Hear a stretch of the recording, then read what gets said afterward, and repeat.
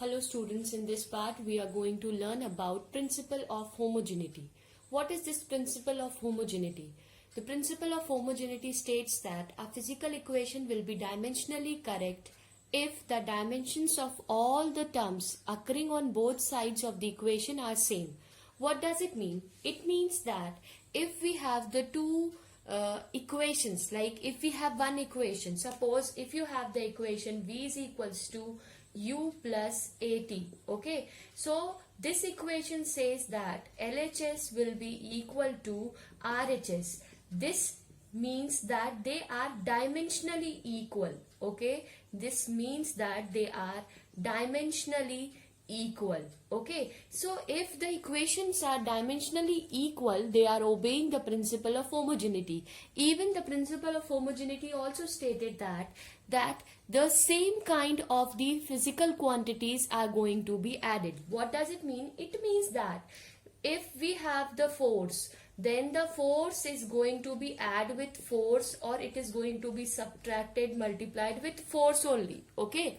Now if we have a velocity and if we want to add this velocity with force, then it is not going to be added with velocity with force, means the same kind of dimensional quantity are going to be added and are going to be subtracted. This is what we call the principle of homogeneity, and today we are going to discuss the second application of your dimensional analysis, which is, we have seen that it is also useful to find out the dimensional correctness of the equations. We have the equation, just now I have write it down in front of you. We have the equations, we are going to see whether they are dimensionally equal, dimensionally correct or not. And what is this principle of homogeneity? As the name given, homogeneity obviously means, homo means of the same kind. If the equation, the two terms or the two dimensions are going to be added or subtracted if they are of same kind, like if velocity is going to be added with velocity, speed is going to be added with speed, or something like that, or force is not going to be added with velocity, or we can say the displacement we cannot add with the force, or we cannot subtract with the force, means the same kind only we are going to add or subtract from each other. And this is what we have discussed, and we have talked about the principle of homogeneity. Now we are moving forward and we are going to see the second application of your dimensional analysis, okay.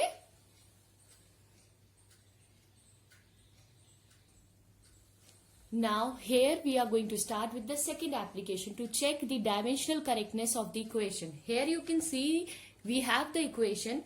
We have, this is what we call the second equation of motion, where S is showing the displacement, U is showing the initial velocity, T is showing the time.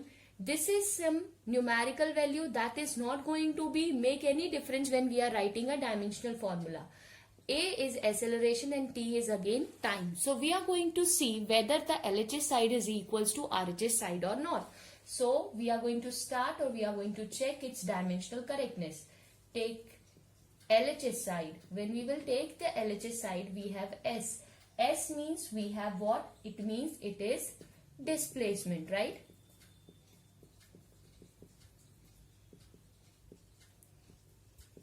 So displacement means they are talking about its length. So I can write it down, displacement in length. Now we have to see here UT we have and AT we have. What is this? Now take RHS side. When I am taking the RHS side, I have half of UT plus of half AT square. This I have in my RHS side, okay. If you will see U, what is U here? U is your initial velocity, means the velocity which we are using when the journey begins. T is simply representing its time, okay. A means its acceleration, okay, and we have again T. So we already discussed what T means, that is time. So we can start writing its dimensional formulas. What is U? U is initial velocity. What is the formula for velocity, you tell me? Velocity formula is displacement upon time. Its formula is displacement upon time. Displacement is in length and time is in T. Okay, and also we have the time. The dimensional formula for time is t. So what I can write here, that ut is equals to what? Ut, I can write it down, that is L. This, if you will see here, I have t and another t I have, right? So this I can write it down, t into t. Both t will get cancelled. So ut is what? Again I am going to get ut is equals to L. This is clear how I get the ut is equals to L. Okay. Now we have to look for what? Half of at square. When I am going to put the value of half of at square, see how I am going to put. This is clear now. I am going to put here. So this will be more clear. So ut plus of half at square. A means what? We have A means acceleration. What is acceleration? Velocity upon time. What is velocity? Displacement upon time. So it means its dimensional formula is what? That is L t to the power minus 2. This will be the dimensional formula for A, and already we have the dimensional formula for time is t. This we have. Okay. Now what we are going to do here in this, when you are going to substitute, this we have already calculated, so we will get it. This is L. Okay. Now this is t square plus of half. What is my this? A, that is L t to the power minus 2, and this is t, so this will be t square. So obviously one is in denominator and one is in numerator, so both t will get again cancelled from the above equation. What we will have? We will have L plus of half of L I have, right? So, and LHS side what I have got? I have got LHS side L is equals to, I have got RHS. So it means this equation is dimensionally correct. This is clear to you? Okay. Now we are going to see the next problem related to the checking the correctness of the equation. Now this is your second problem in which you have to check whether the equation is dimensionally correct or not. So how we are going to check this equation? So again we are going to taking LHS side. When I am going to take my LHS side, what I have here? I have half of mv square, where m is your mass and v is your velocity, right? So we know now the formulas. Now you should know the formulas. So what it is? See, whenever the numerical term is there, that you are not going to do anything. You are going to write it down as it is. What is mass? Mass is represented with letter m. What is velocity? Just now we have seen what is velocity? Displacement upon time. But here you can see it is a square of this. It means displacement is in length and time is in t, and both are in square. So I can write it down here what? L t to the power minus of 2 ka whole square. This I can write this way. Yes or no? I can write it down this way. Correct? Now what we have to see in this case, that is, when you will solve this, you will get it as m L square. Okay, and this will be minus 1. Why it will be minus 1? Because we have one d only. Okay, and this will be t to the power minus 2. Okay, t to the power minus 2 when I have multiplied this inside. Okay, now we are going to taking the RHS side. If you will see the RHS side, what we have mgh. M is what? M is mass. G means acceleration due to gravity. This is acceleration due to gravity. Okay, so it means what? It is acceleration. What is acceleration formula says? Acceleration formula means L t to the power minus of 2.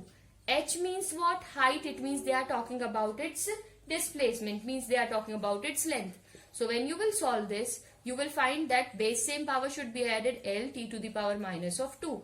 If you will see here in the both the expression, LHS side is equals to RHS side. So we can prove that LHS is equals to RHS. Okay. Now this is our third problem. Here they have given tau is equals to I alpha. Now first we will solve this. Before we will solve this, you need to understand what is this tau. Tau means torque. What is this torque? In 10th class, you remember when we were talking about the working of your motor, that time I told that the torque will be produced and couple force will be there and all the things we have discussed, right? What is this torque? Torque is what? In the generator case we have discussed. Torque is force into perpendicular distance. Force into perpendicular distance. This is the formula for the torque. Now, I. What is this I, if you will see? I is moment of inertia. Okay, this is the moment of inertia. This all we are going to discuss when we are going to study further. We are going to find. So what is the formula for this? That says that mass into distance square. This is the formula for your moment of inertia. It is a product of mass into distance square. Okay, and alpha. What is this alpha? Alpha is angular acceleration. What is that angular acceleration? Obviously, you can understand from its name, that is when we are talking about in a circular motion and when we are finding its acceleration. So, formula for this is angle upon time square. The formula for this is angle upon time square. Now, so before we can go to all this, we need to understand all the formulas. That's why I have written the formulas in front of you. Now, torque, when I am going to talk about, what is the formula for force? Formula for force now you should remember. Okay. See, if you need to calculate, how you are going to calculate? We know that force is what? Mass into acceleration. So, I'll start solving this taking LHS side. When I am taking the LHS side, I will find tau. Tau is equals to, what it will be? Tau is equals to force into distance. Now, what is that force? Force is mass into acceleration into distance. So, I have the formula for force. So, mass is always represented in m. Acceleration is represented in terms of what? In terms of L t to the power minus 2. And what is distance? Distance is again in L. So, the dimensional formula for this particular, what I will get? I will get m L square t to the power minus 2. So, this is my LHS side. Okay. This is clear. This is my LHS side. Now, I am going to solve for my RHS side. Taking my RHS side. Why I am going to take my RHS side? You can see I have what? I into alpha. So, what is this I into alpha? Just now I have seen mass into distance. So, I is what beta? Mass into distance ka square. This is my I. And what is alpha? Alpha is into angle upon time. If you will see the dimensional formula for angle, it is dimensionless quantity. So, we will not have any formula for, means why it doesn't have any dimensional formula? Because it is arc upon radius, right? When you are going to substitute the value, both are in L, L se L get cancelled. So, we will not have any formula for angle. So, mass is represented in letter M. Distance is represented obviously L square. And if you will see here, angle upon time. So, angle just now we have discussed is doesn't have any formula and this is time square. So, this will be t square. Okay, this will be t square.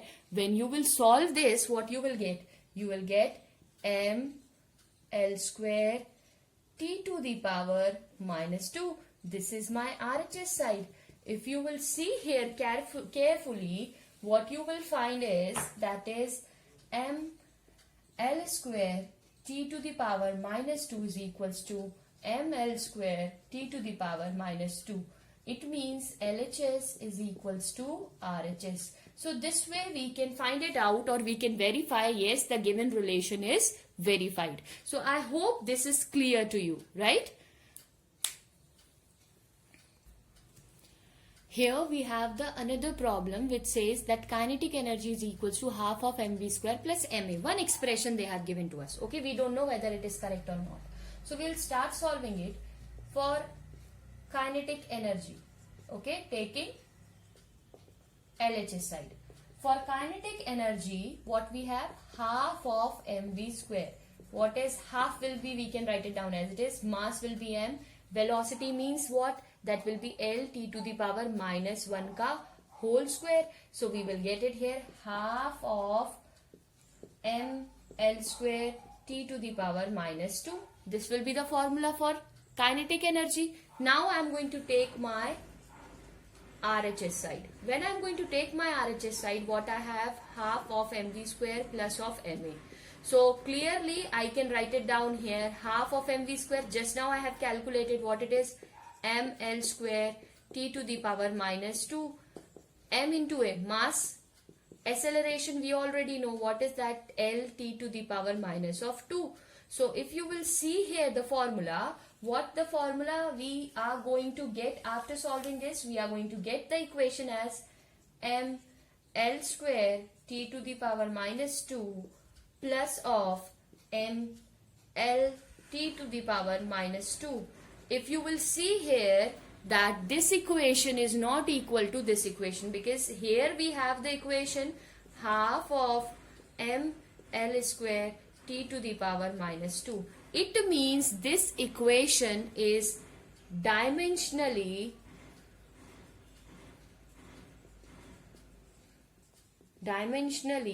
incorrect. So with the help of this, we can find it out that whether the equations are dimensionally correct or not. So this is all about its second application. In the next class, we are going to see the third application of it, and we are going to discuss more things related to this chapter. I hope this is clear to you. Thank you all.